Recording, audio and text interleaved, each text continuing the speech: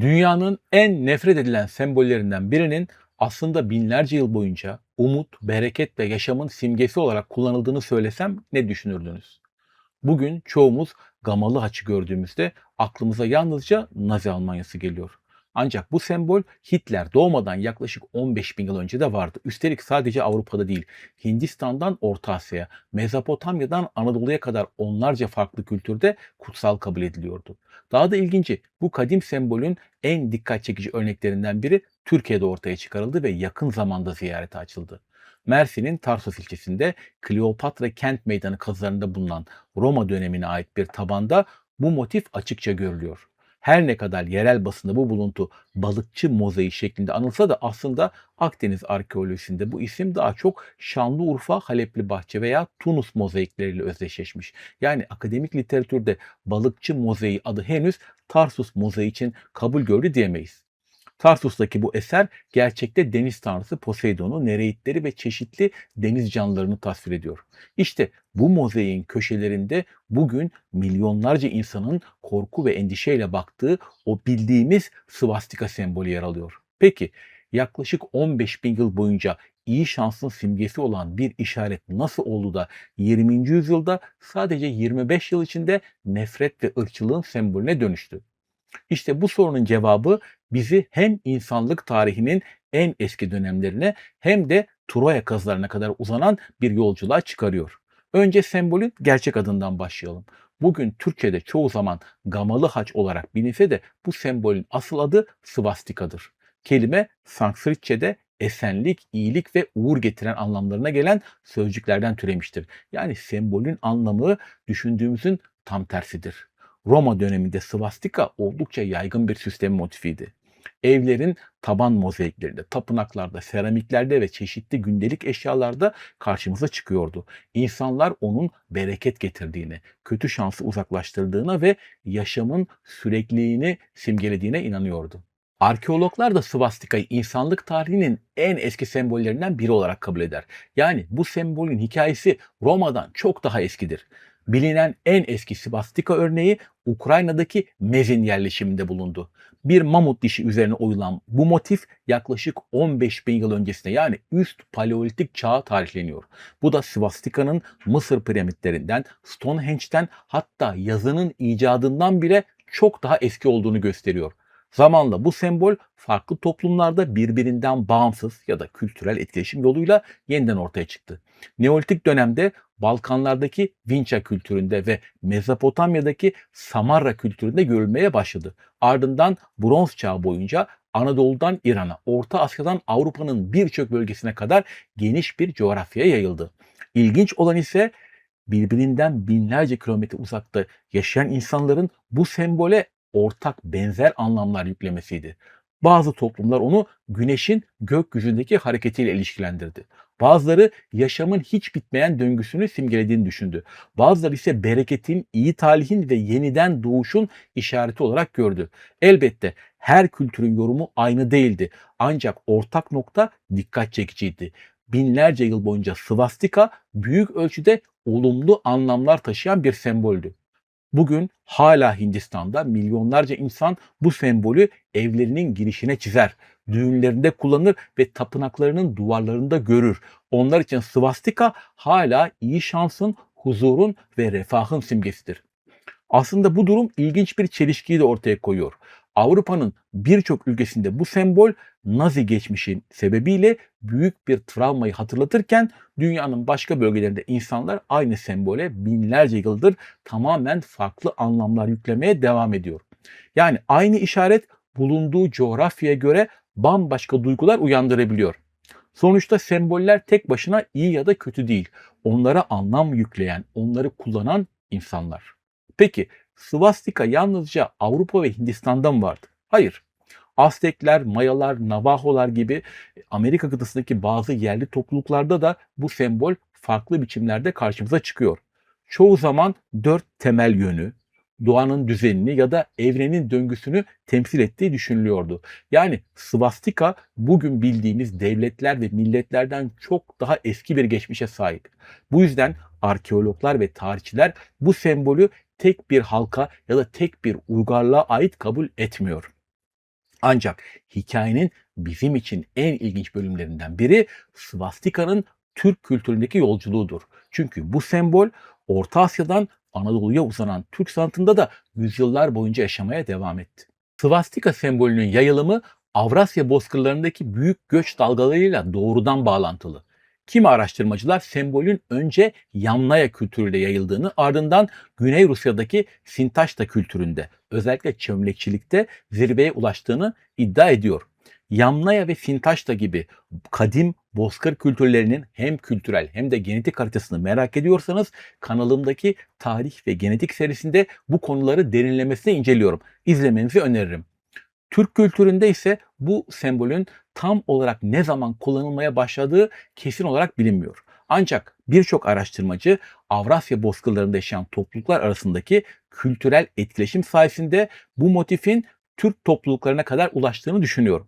Özellikle bozkırın en büyük göçebe güçlerinden biri olan ve sanatlarında svastika formlarını sıkça kullanan İskitlerin, yani Sakaların, bu sembolün ilk Türk ve Hun topluluklarına aktarılmasında kilit bir köprü görevi gördüğü tahmin ediliyor. Nitekim İskit kurganlarında karşımıza çıkan ve merkezden dışarıya doğru kıvrılan hayvan figürleri bu kozmik döngü sembolünün bozkırdaki en net ayak izlerinden birisi. Geleneksel tarih yazımı İskitleri genellikle İrani bir halk olarak tanımlar. Ancak son yıllarda yayınlanan antik DNA çalışmaları ve arkeolojik bulgular bu tablonun bundan çok daha karmaşık olduğunu gösteriyor.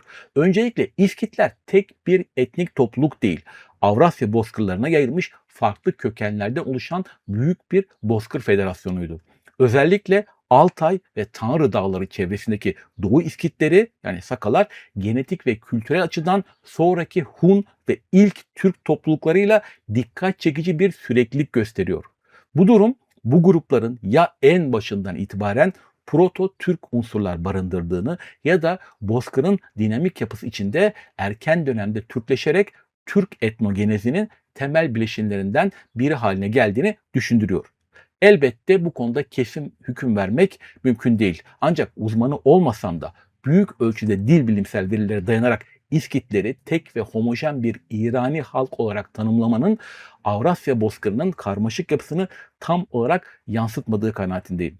Beni bu sonuca götüren şey milliyetçi söylemler değil, antik DNA verilerinin ortaya koyduğu genetik süreklilik. Bu nedenle Anadolu Türklerinin kökenini anlamak için Doğu bozkırındaki İskit-Saka mirasını da denkleme katmak gerektiğini düşünüyorum. Konuya dönersek Orta Asya'da yaşayan Türkler svastika yalnızca bir süsleme motifi olarak değil, güneşi, gökyüzünü, kozmik düzeni ve yaşamın sürekliliğini simgeleyen geometrik bir işaret olarak kullandılar. Günümüzde Oz tamgası adıyla tanınsa da bu ad tarihi kaynaklardan ziyade modern dönemde yaygınlaşmıştır. Sembolün en belirgin örneklerinden bazıları ise Budist Uygurlarda karşımıza çıkıyor. Yaklaşık 8. ve 14. yüzyıllar arasında inşa edilen tapınaklarda, duvar resimlerinde ve el yazmalarında svastika sıkça kullanılmıştır. Burada bolluğu, kutsallığı ve iyi talihi temsil eden bir semboldür. Daha sonraki yüzyıllarda bu motif Karahanlılar, Gazneliler ve Selçuklular aracılığıyla Anadolu'ya kadar ulaştı. Halılarda, kilimlerde, çinilerde ve taş işçiliğinde karşımıza çıkan bu desen Anadolu'da zamanla Çarkıfelek adıyla anılmaya başladı. Bugün bile Anadolu'nun bazı eski dokumalarında bu motifi görmek mümkündür. Onu işleyen ustalar için bu desenin tabii ki Nazizmle ya da Almanya ile bir ilgisi yoktu. Aksine bereketi, düzeni ve hayatın devamlılığını simgeliyordu. Yani bir sembolün anlamı onu kullanan toplumdan bağımsız değildir. Aynı işaret binlerce yıl boyunca umut anlamına gelirken başka bir dönemde korkunun simgesine dönüşebilir. Çünkü 19. yüzyılın sonlarında bazı Avrupalı araştırmacılar bu kadim sembole bambaşka bir anlam yüklemeye başladı. Bu değişimin merkezinde ise yine Anadolu'da yapılan bir kazı vardı. Troya kazıları. 1871 yılında Alman iş insanı ve amatör arkeolog Heinrich Schliemann, Homeros'un İlyada destanında anlatılan Troya kentini bulmaya karar verdi. O dönemde birçok kişi Troya'nın yalnızca bir efsane olduğuna inanıyordu. Ancak Schliemann destandaki anlatıların gerçek bir şehri işaret ettiğini düşünüyordu. Bugün biliyoruz ki Troya'yı ilk fark eden kişi aslında İngiliz araştırmacı Frank Calvert'tı. Schliemann ise onun çalışmalarından yararlanarak büyük kazıları başlattı ve keşfini tüm dünyaya duyurdu. Ancak kullandığı yöntemler günümüz arkeoloji anlayışına göre oldukça tartışmalıdır. Daha hızlı sonuç almak isteyen Schliemann, höyüğün büyük bölümünü adeta yararak kazdı. Bu sırada bazı arkeolojik katmanlara ciddi zarar verdi. Buna rağmen yaptığı kazılar tarihin akışını değiştirecek bir keşfe de sahne oldu. Topraktan çıkarılan yüzlerce çanak çömlek parçasının üzerinde hep aynı sembol vardı: svastika. Kazılar boyunca yaklaşık 1800 farklı svastika motifi kaydedildi. Bu sayı dönemin araştırmacılar için oldukça şaşırtıcıydı. Schliemann bununla da yetinmedi. Troya'da gördüğü bu sembolün benzerlerini Avrupa'nın farklı bölgelerinde, Anadolu'da, hatta Hindistan'da da araştırmaya başladı. Gittiği birçok yerde aynı motifle karşılaşıyordu. Peki bu nasıl mümkün olabilirdi? Birbirinden binlerce kilometre uzakta yaşayan toplumlar neden aynı sembolü kullanmıştı? Bu sorunun kesin cevabını bugün bile bilmiyoruz. Bazı araştırmacılar bunun kültürel etkileşimle yayıldığını düşünüyor. Bazıları ise farklı toplumların birbirinden bağımsız olarak benzer geometrik şekilleri geliştirdiğini savunuyor. Ancak 19. yüzyılın Avrupa'sında bazı isimler bu soruya bilimsel kanıtlardan çok ideolojik cevaplar vermeye başladı. İşte hikayemizin en kritik, en önemli noktası da burası. Çünkü svastika artık yalnızca eski bir sembol olarak görülmüyordu. Bazı kişiler onu sözde üstün bir ırkın simgesi haline getirmeye çalışıyordu. Ve bu fikir onlarca yıl sonra Adolf Hitler'in elinde dünyanın en tehlikeli propagandalarından birine dönüşecekti. Peki bu düşünce nasıl ortaya çıktı? Bunun için Troya kazılarından Paris'e, oradan da eski Hint metinlerine uzanan oldukça ilginç bir hikayeyi gözden geçireceğiz. 19. yüzyılın sonlarında Avrupa'da yalnızca arkeoloji değil, insanlığın kökenine dair teoriler de büyük ilgi görüyordu. Ne yazık ki bu ilgi bazen bilimsel verilerden çok ideolojik önyargılarla şekilleniyordu. Bu isimlerden biri de Fransız yazar ve doğu bilimci Emile Burnouf'tu. Burnouf eski Hint metinleri üzerine çalışıyordu ve Schliemann'ın Troya'da bulduğu svastikaları Sanskritçe metinlerde geçen Arya kavramıyla ilişkilendirdi. Burada önemli bir ayrıntıyı vurgulamak gerekiyor. Günümüzde tarihçilerin ve dil bilimcilerin büyük çoğunluğu Arya sözcüğünün biyolojik bir ırkı değil, belirli Hint-İran topluluklarının kendilerini tanımlamak için kullandıkları kültürel ve dilsel bir ifade olduğunu kabul ediyor. Yani Aryan ırkı diye bilimsel olarak kabul edilmiş bir insan topluluğu hiçbir zaman olmadı. Ancak 19. yüzyılda bazı Avrupalı düşünürler bu kavramı tamamen farklı yorumladı. Onlara göre Aryanlar dünyanın en üstün halkıydı. Üstelik svastika da onların sembolüydü. Bugün biliyoruz ki bu iddiaların büyük bölümü bilimsel kanıtları değil, dönemin milliyetçi ve ırkçı fikirlerine dayanıyordu. Fakat o yıllarda bu görüşler Avrupa'da hızla yayılmaya başladı. Schliemann Troya'da yüzlerce svastika bulması da bu teorileri savunanlar için adeta bulunmaz bir fırsattı. Onlara göre Troya'yı kuranlar Aryanlardı. Avrupa'nın birçok eski uygarlığı da Aryan kökenliydi. Hatta Hint uygarlığının bile aynı üstün ırk tarafından kurulduğunu öne sürüyorlardı. Bugün bu iddiaların hiçbirinin tarihçiler arasında kabul gören bilimsel bir gerçek olmadığını biliyoruz. Ancak o dönemde bu fikirler özellikle Almanya'da yükselen milliyetçilik akımını derinden etkiledi. 20. yüzyılın başına gelindiğinde svastika artık yalnızca eski bir sembol değildi. Almanya'daki bazı milliyetçi gruplar onu hayal ettikleri Aryan kimliğinin simgesi olarak kullanmaya başlamıştı. Yani Hitler ortaya çıktığında svastika zaten belirli çevrelerde dolaşan politik bir sembole dönüşmüştü. 1920 yılında Adolf Hitler Nazi Partisi'nin bayrağını tasarlarken bu sembolü bilinçli olarak seçti. Ancak küçük bir değişiklik yaptı. Svastikayı yaklaşık 45 derece döndürdü. Siyah renkte çizdi, beyaz bir dairenin içine yerleştirdi ve kırmızı bir zemin üzerine oturttu. Hitler daha sonra Kavgam adlı kitabında bu tasarımın bilinçli bir propaganda aracı olduğunu açıkça anlatır. Kırmızının sosyal fikri, beyazın milliyetçiliği, svastikanın ise sözde Aryan insanının mücadelesini temsil ettiğini yazar. İşte tam bu noktada binlerce yıllık bir sembolün kaderi değişmeye başladı. Ancak 15 bin yıl boyunca iyi talih, bereket ve yaşamın simgesi olarak kullanılan svastika yalnızca 25 yıl içinde dünyanın en nefret edilen, en tehlikeli işaretlerinden biri haline geldi. İkinci Dünya Savaşı'nın ardından milyonlarca insan için bu sembol artık antik uygarlıkları değil, toplama kamplarını, soykırımı ve Nazi rejimini hatırlatıyordu. Öyle ki Almanya ve Avusturya başta olmak üzere birçok Avrupa ülkesinde, örneğin Macaristan, Polonya ve Çekya'da Nazi sembollerinin kullanımı bugün hala ciddi yasal kısıtlamalarına tabidir. Ancak tarih burada ilginç bir çelişki de yaratıyor.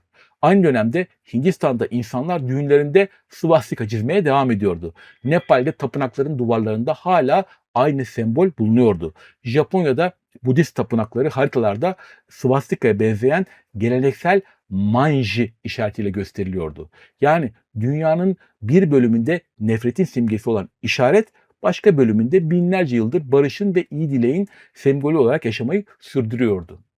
Bir sembolü anlamak için onu yalnızca ona değil, onu kullanan topluma ve döneme de bakmak gerekiyor. Svastika'nın hikayesi de bize aslında sembollerin değil, insanların onlara yüklediği anlamların değiştiğini gösteriyor. Hitler bu sembolü sıfırdan yaratmadı, onu keşfetmedi. Hatta ona yeni bir anlam da kazandırmadı. Yaptığı şey insanlığın en eski sembollerinden birini kendi ideolojisinin hizmetine sokarak onun binlerce yıllık geçmişini gölgede bırakmaktı. Bir sembol tek başına ne iyidir ne de kötüdür.